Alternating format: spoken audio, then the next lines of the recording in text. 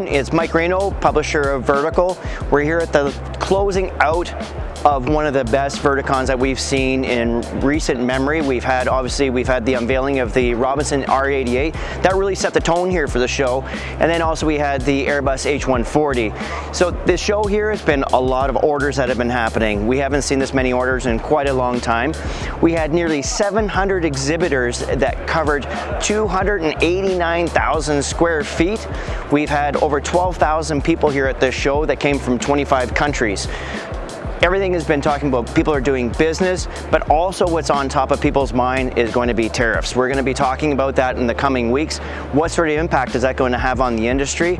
Right now it's too soon to say, but there's definitely been a lot of talk here at the show about that.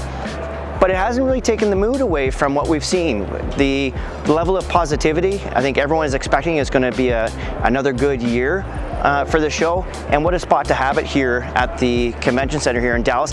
This is in fact the last show that we're going to have here in the Convention Center. They're tearing it down. They're going to be putting up a new center. We'll be returning here in 2029. And next year we're going to see you at Atlanta.